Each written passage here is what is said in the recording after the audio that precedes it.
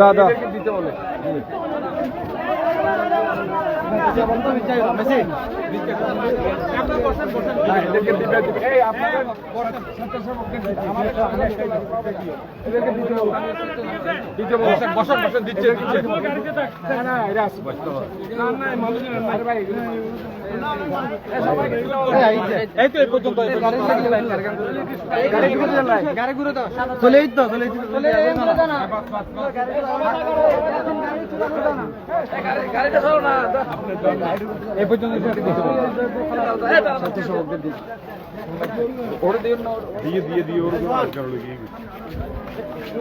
বক্তব্যটা নিয়ে একটু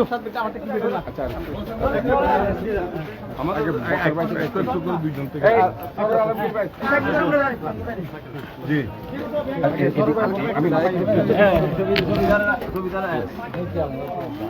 জি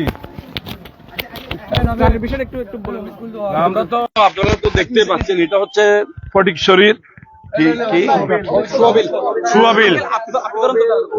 সুয়াবিল। আমরা যেখানে দাঁড়িয়ে সবচেয়ে দুর্গত এলাকায় হচ্ছে ফটিকছড়িতে, এটা যেখানে ত্রাণ সামগ্রী খুব একটা পৌঁছাইতে পারে নাই গত 2 দিন পানির কারণে।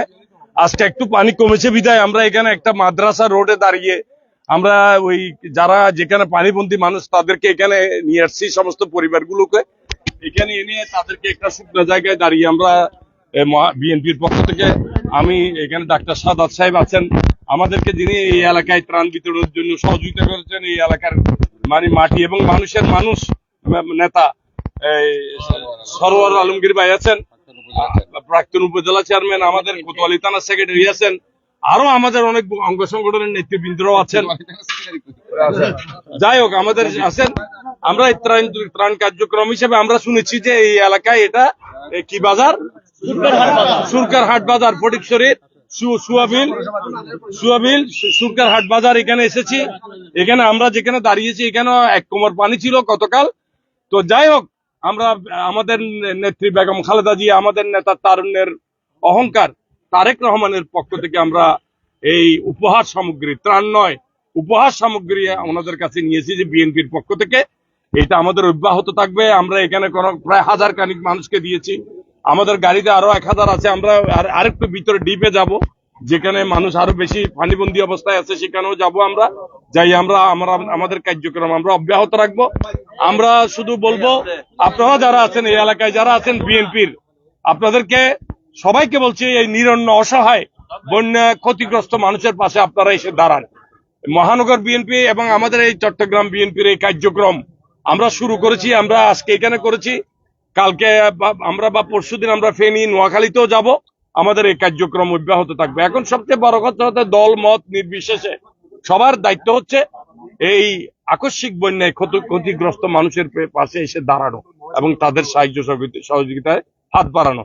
তো আমরা এই চেষ্টা আমরা করেছি, আমাদের এই প্রয়াস।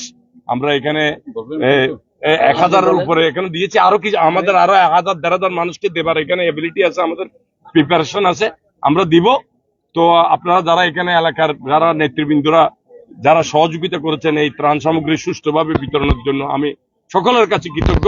এবং আমাদের নেত্রী বেগম খালেদা জিয়ার পক্ষ থেকে সবাইকে আমরা এই যারা বন্যা ক্ষতিগ্রস্ত মানুষ আছে তাদের প্রতি সমবেদনা জ্ঞাপন করছি।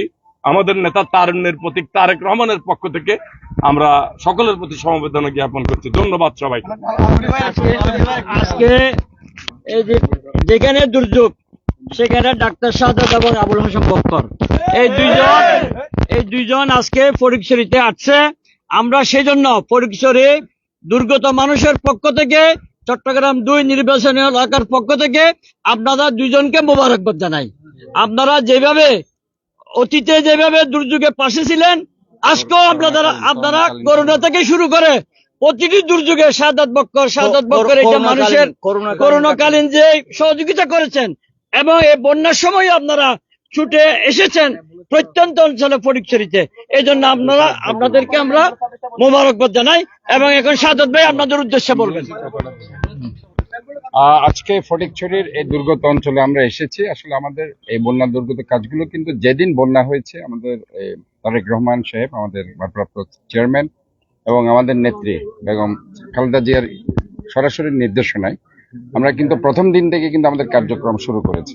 আমরা ফেনীতে টিম পাঠিয়েছি, নোয়াখালীতে টিম পাঠিয়েছি, আমাদের মিরসরাই সহ ফটিকছড়িতে আমাদের এর আগে টিম এসেছে।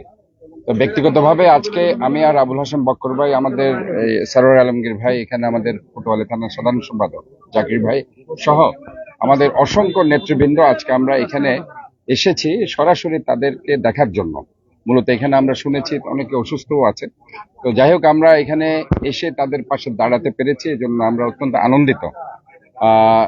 আমরা আশা করছি এই ত্রাণ কার্যক্রম ইনশাল্লাহ চলতে থাকবে এবং এই ত্রাণের পাশাপাশি উপহার সামগ্রীর পাশাপাশি আমরা যেটা অ্যাম্বুলেন্স সার্ভিস আমরা প্রদান করছি। আপনারা জানেন আমরা ইতিমধ্যে ঘোষণা দিয়েছি যে প্রসূতি মাগুলো, প্রেগন্যান্ট মাদাররা আছেন যারা হয়তোবা কোনো ধরনের অ্যাম্বুলেন্স সার্ভিসের জন্য অথবা কোনো বেশি অসুস্থ, যারা হসপিটালে যেতে পারছে না পানিবন্দির কারণে, আমরা অ্যাম্বুলেন্সের মাধ্যমে এই ইনশাল্লাহ এই ধরনের একটা সার্ভিস আমরা প্রোভাইড করবো।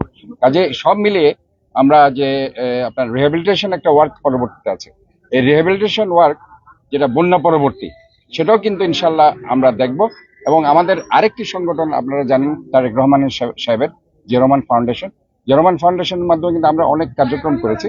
কাজে বন্যা পরবর্তী যেটা রিহ্যাবিলিটেশন ওয়ার্ক, এই রিহ্যাবিলিটেশন ওয়ার্ক ইনশাল্লাহ আমরা কাজ করছি এবং এটা আমরা কাজ করে যাব। আমরা মনে করছি ইনশাল্লাহ বিএনপি আমরা সবাই এদের পাশে আছে, এদের পাশে থাকবো ইনশাল্লাহ। ধন্যবাদ। এটাই বলছি আমি একটু আগে বলছি যে এর পরবর্তীতে দুর্যোগ পরবর্তী পুনর্বাসন কার্যক্রম ইনশাল্লাহ বিএনপি